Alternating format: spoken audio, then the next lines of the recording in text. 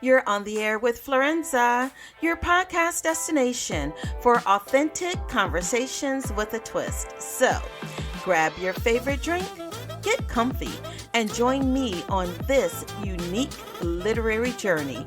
Cheers!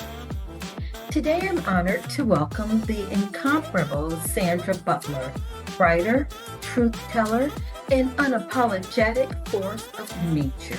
At 86, she's proving that it's never too late to begin again.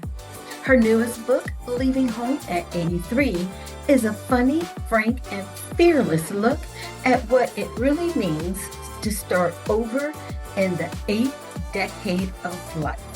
Please put your hands together and welcome Sandra to the show. We're going to talk about a lot of things. More specifically, we're going to talk about your newest release, Leaving Home at 83. But before we jump into any of that, we're going to toast to an amazing show. And Sandy. Now, so many of my guests have come on with a glass similar to that, and they tell me it's water, but I'm convinced it's vodka.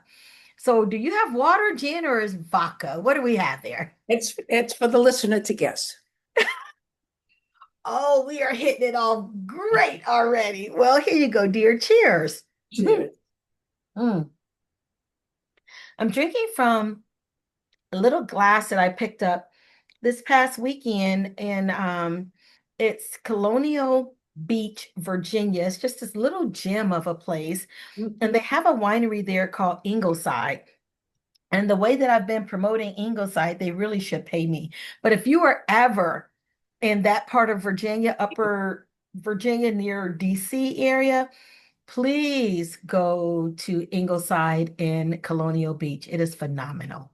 And tell them you sent me. Yes, they will remember me. Okay. They will remember. I went with a group of girlfriends, and we have all been friends for about 25 years. And listen, yeah, they'll remember us. It was hilarious. Tell the listeners a little bit about yourself. And there is something that you told me before we came on the air. You're talking about, and I want to tap into this because I think it's going to open the door for the other questions that I have. You're talking about the politics of being older. So tell us about you and tell us about the road to writing Leaving Home at 83, which is book 2 of a 3-book series. So just take it away. Okay. So coming out of radical political activism in my 40s, my 50s, my 60s, in a variety of subject matters around the world, I increasingly, as I moved into my 70s, understood that everything is political.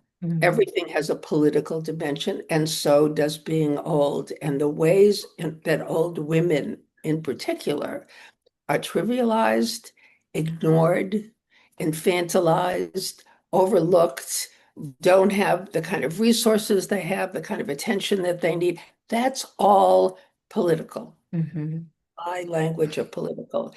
And there's a lot of work to be done in terms of just basic consciousness raising about being old and what we deserve and how we want to be seen and how we want people to invite us forward. Not that we're crones with wisdom. Some of us have no wisdom at all, but we still deserve respect. Yes. We're not wise. So that was very much the first book that I wrote. It was a series of essays about how I want people to think about oldness. I was writing about myself, so it's old women, but old men as well. This particular second book, Leaving Home at 83, was when I crashed into myself and thought I understood more about who I was than I did. Oh. And I was diagnosed with lung cancer, had surgery, and realized how scared I was. And I Yeah. had lived an entire life of being a political activist, not scared, getting arrested, being on demonstrations in the street, not scared.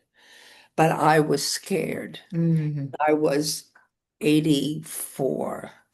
And I had lived in the San Francisco Bay Area for 50 years, had a deep community. You reference your women's group, mine is 40 years and going, Yeah. like a deep, deep life.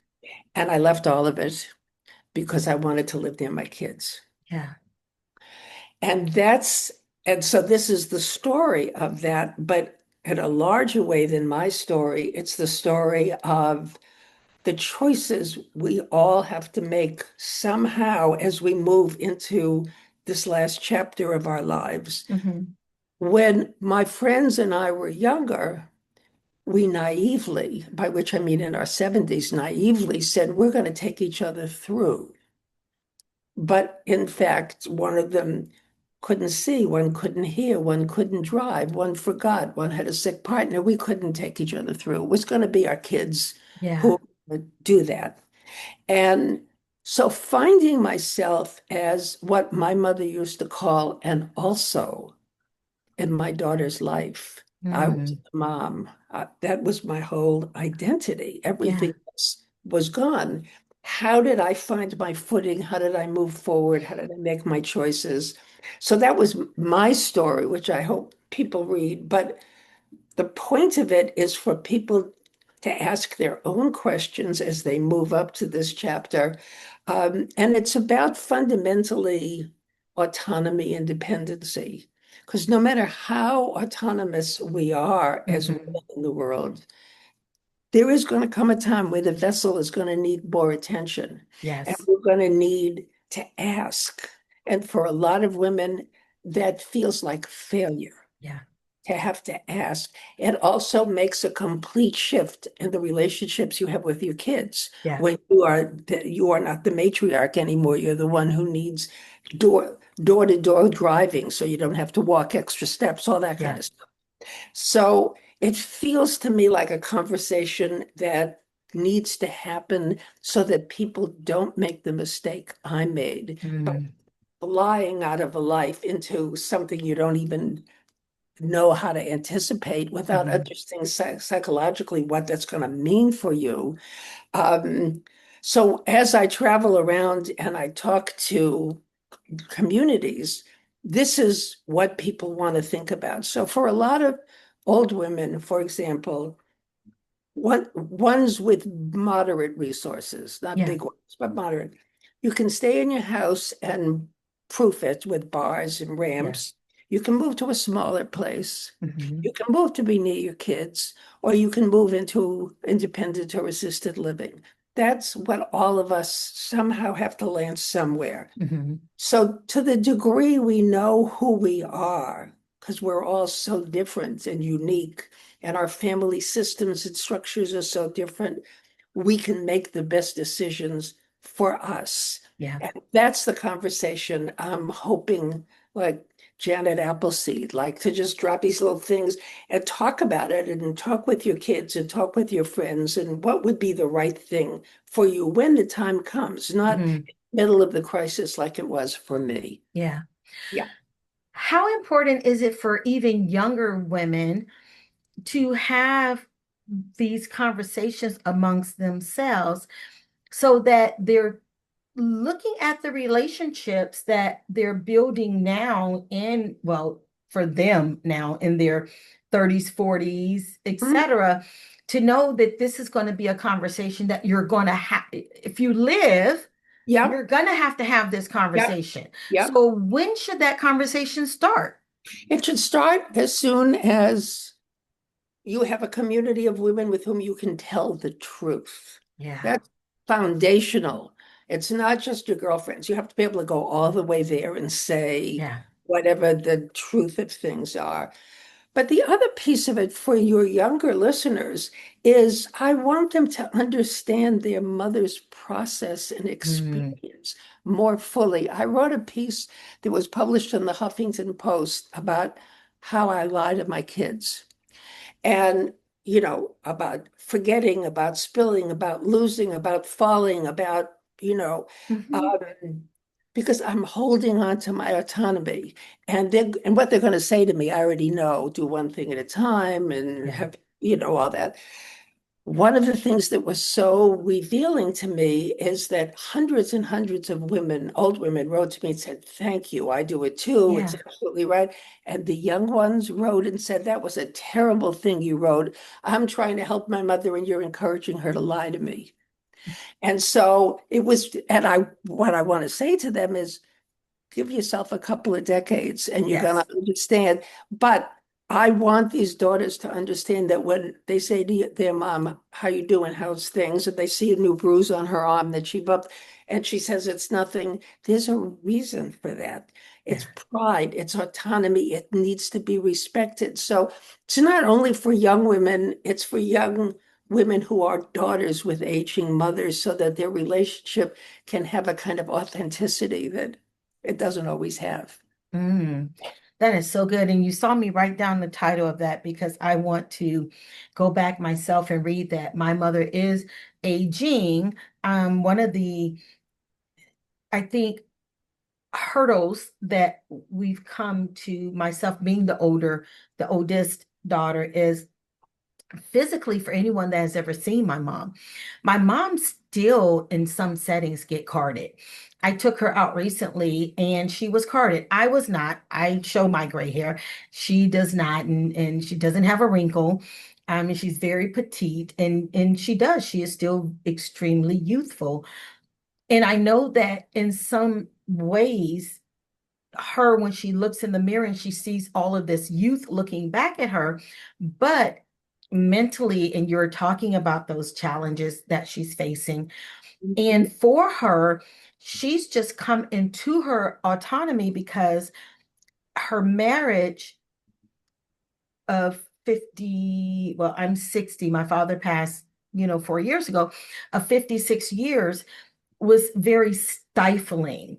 And so she went from not having a voice in her mother's home, a lot of abuse and things like that, to a similar situation, if not worse, Mhm. under her married roof. And now, with having 4 years of this um, autonomy, this singleness, Yeah. of really not knowing how to put the left foot in front of the right foot and wanting to learn that, but having children that are like, but we know that you can't, but we want you to learn, and finding that balance, right? Of giving her the space, but still being close enough to catch her without too close to carry her. Does that Yeah, make sense? it makes perfect sense. And I tell you what I think is the answer to that, with the variations for your particular mother, is to say to her exactly what you just said, the stony truth of what you said, and then say, "I need to be able to trust, Mhm. count on the fact that when you need advice or help or support or a listening ear or whatever it is, that you will ask. Okay. Otherwise, I'm not going to get up in your face." Yeah. Yeah. I thank you for that because it is, that balance, that It's balance. very delicate. It's very, very delicate. I think I mentioned before we went on, I live in Tucson. And here's what it sounds like in my family, the voice, when my daughters are going to tell me something that I don't want to hear. It Mhm. sounds like this: "Mom, I mean, remember the sunscreen, and Mom, the hat, and you can't go out, Mom, without the water." We don't need that. I We know. don't You're not need. looking for us to parent. That's right. But I want to be able to feel not ashamed if I say I went out and I got dehydrated because I forgot the thing, and could you bring me over some takeout or something, without knowing I'm going to get a whole talk. Mm. Don't. It's in the same way for women who have parented kids, especially through adolescence, one stupid thing after the other, one Yeah. stupid idea, one stupid girlfriend and boyfriend and decision, and they're finding their footing, to use your words, Yeah. to become a person who's ready to fly. They Yeah. have to do that. Your mother is finally, and I'm so happy for her, she gets a stretch of time to have that freedom. Yeah. And so your job and your sibs is to be alongside. Mhm. Mhm. Yeah. Yeah, thank you for that. Thank you so much for that. I want to dive into leaving home at 83 in terms of the book itself. Mhm. So, readers say your book reads like a Zen meets sitcom, a wild blend of humor and heartbreak. Was this mix of levity and gravity intentional, or did it unfold naturally as you told your truth? No, my humor has always been a part of my writing and a part of what I see. I see the kind of tender foolishness of being a person that we all have in some way or another. So that's always been in all of, I think I mentioned this is my fifth book, this one. So it's been in all of my writing. Um, but for me, finding myself in institutional living, which I want to hasten to say is a very good decision for a lot of people. There was one woman there who said she felt like she was at camp every day because there were activities and there were Yeah. meals and, but for me, who had been uh, wrestling with institutions Yeah. Your all whole life. my whole life, that was so not a fit. But then what happened was that I was so ashamed in front of my kids. I had plopped down right in the middle of their lives. They were doing their best to be whatever I needed, but Mhm. so the way it ended for me is that I left Phoenix, which also politically was nowhere near where my politics are at all. It's Mhm. not red, but it's purple. Mhm. And I moved to Tucson and found which is blue and beautiful, and except in the summer and the heat, and found a community of like-minded people. Mhm. It's very important for me to have like-minded people. Yes. But the experience that I had uh, in institutional living was lonely. Um, I felt like an outsider. These were Mhm. feelings I had not had in my life. I was not Mhm. an outsider in my life. I was not lonely in my life. These were unfamiliar ways of being. And I lied to my kids steadily all through that time because there I was. And Yeah. when they asked how I was, I said, it's terrific. The food is terrific. The people, it was all a lie. What I did while I was there to make it work for myself was something that I've often done in my life is I became a leader. Mm. And so I created groups and I created circles and I created rituals and I created ceremonies and I did all that kind of stuff, which I'm good at and I love to do. And it was like arid soil. Most women, which is a whole other conversation, have no experience of the richness of a circle and a ritual. And yeah, so I Yes. did, I did that. Mhm. And, um, and I taught a memoir class, so people would be telling one another what it had been to be them, not just the Yeah. big hits, but their lives. Yeah. So I made it work, bringing the best of who I was to a situation I just didn't want to be in at Yeah. all. And coincidentally or metaphorically or something, it was 9 months, with whatever we want to say that 9 months means. And then that was the point at which I left and moved to Tucson. And one of my two daughters, both of whom had been in Phoenix, moved to Tucson with me. And so I've been in Tucson now for 3 years, and it's a good place to have a last chapter. Oh, wow. That's so powerful in so many ways. And I love that 9-month analogy in that while you were there waiting to be born, Exactly. you brought Exactly. life to the other women who were there because you took something that they never would have experienced on Exactly. their own and you gave them a richness to their sunset That's right. years to be able to blossom. So Yeah. kudos to you for doing that because You could have sat in that space and it could have been a woe is me experience for 9 months, but you did exactly what Sandy does. That's right. Sandy took the lemons and she made some freaking margaritas, is what she Yeah, did. And yeah, everybody partied. yeah, yeah, I exactly. love that. One of the reviewers shared deeply, um, one of the reviewers shared feeling deeply seen by your tension between not wanting to be a burden, but still craving care. How did you hold space for both vulnerability and empowerment in telling your story?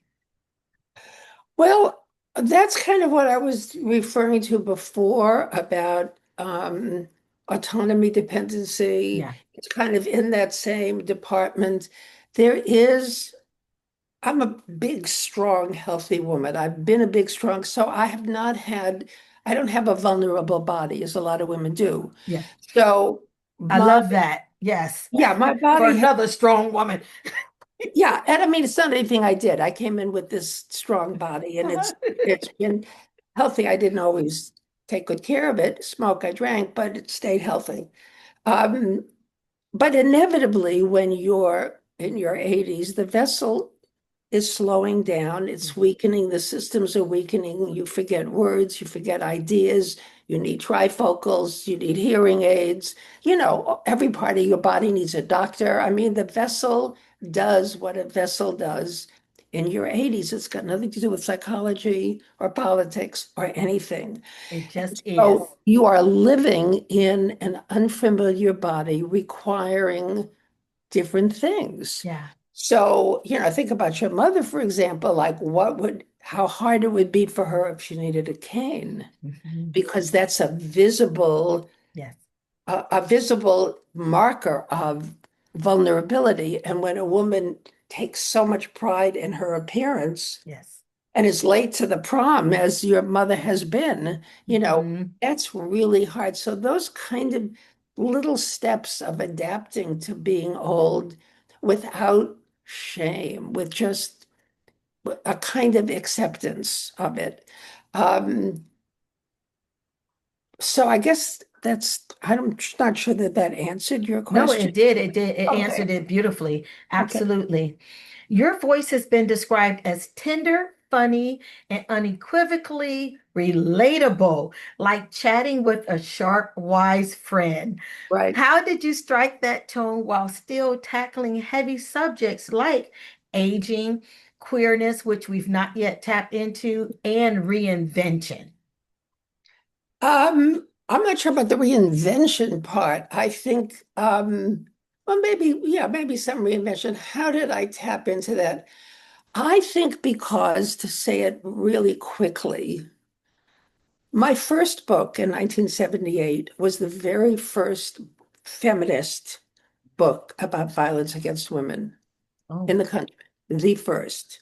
What I had to do was invite the stories of women who had never told them and honor them, lift them up, and write them.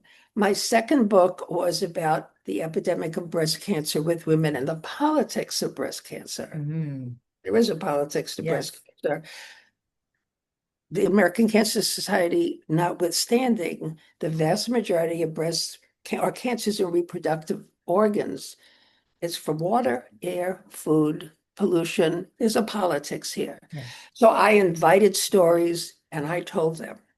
My third book was about aging women and aging daughters. It's called Mothering Middle-Aged Daughters. So the kids are middle-aged and you're getting older, but you're still mothering, but the mothering is different. Mhm. So I interviewed 80 mothers and told their stories.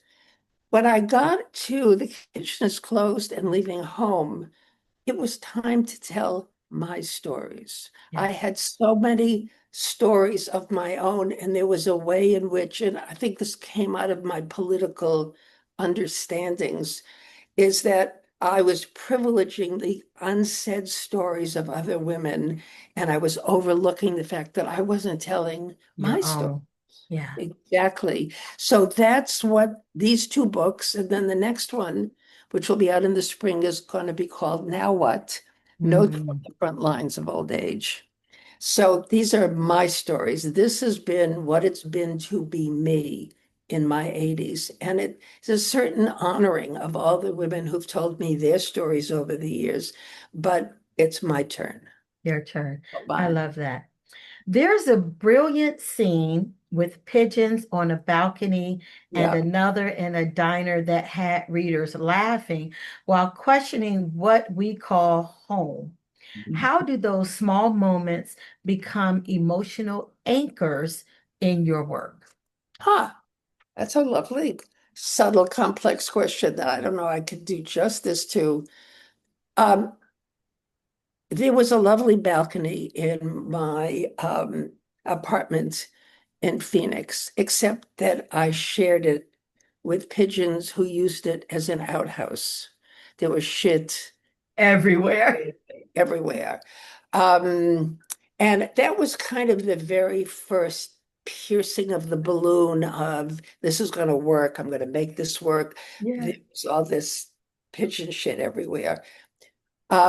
Where I am now in Tucson and how leaving home ends, if I can find it fast for you, is see if I can get this. I can't. I sit on a much smaller balcony now, one with no pigeons and a glorious view of the mountains and the astonishing sunrises. I am an 86-year-old Jewish lesbian feminist, one who reads and writes, who prays and asks questions, and one who tries to make the world I'm in just a little bit better. After these long months of wandering, I have found my new home. Oh, oh, that is beautiful. Thank you. That is beautiful. Where are the listeners able to engage with you and connect with you? I know you have your website, and where are they able to follow you? Yeah, I love to hear from people. I have, maybe six or 700 people who write to me and who, so please feel free to be in touch with me. It's Sandra Butler, one, no, that's wrong. Wait. Yes, it's sandrabutler.net. Okay. That's where you can find me. And I look forward to hearing from you and your questions and your observations and your translations of my life into your life. Wonderful. Yeah. Now we've come to the part of our show that I call Last Call, and it's where we have a little fun and just some off the cuff questions. Yes, take a sip. Excellent. And let's see. I think we've got time for at least three. We're going to see. What's something you now cherish that you once thought you had outgrown? Oh, wow. That's wonderful. What do I now cherish that I thought I had outgrown? Um, my ability to be discerning. Oh, yes. That is something that will take us through life Through completely. everything. Yep. That is absolutely one of the traits that I love most about myself. So I love that answer. If your bookshelf could talk, which of your books would offer the sassiest life advice? Sassiest. And it could be one of your own writings because you have quite a few. Yeah. Let's see. Sassiest life advice. Probably Dear Sugar. Oh, Dear Sugar. Yeah. Yeah. okay. I'm not familiar with that one. Now, what advice would that give and what makes it sassy? Her name is Cheryl Strayed, and she's written several books, and this is a advice column that she writes under the name of Sugar, and she gives advice, but she pierces through the um, the corny, the obvious, the rule bound. She's witty, she's funny. Okay. It's a fun read. I love that. Name one piece of modern technology you gladly trade for a notebook and a rotary phone. Oh, lots, lots. TikTok, um, not YouTube, TikTok. That would be it. Yeah. Yeah, I've still not yet jumped fully aboard. I'm trying. Yeah. And then let's see. I think that you answered that one. Last one. What three songs would make it onto your life's late bloomer playlist? Three of them. The first one is Feels Like Freedom, John Batiste. Good one. Second one is Naima, John Coltrane. Another The good third one. one is Killing Me Softly, Roberta Flack. Excellent playlist, my friend. Excellent. Well, thank you, Sandy. This has been so much fun. It has for me too. Thank you. You're This wraps up welcome. another episode of On the Air with Florenza. You may follow me on all social media platforms under Florenza Lee or via my website at florenza.org. Until next time, cheers.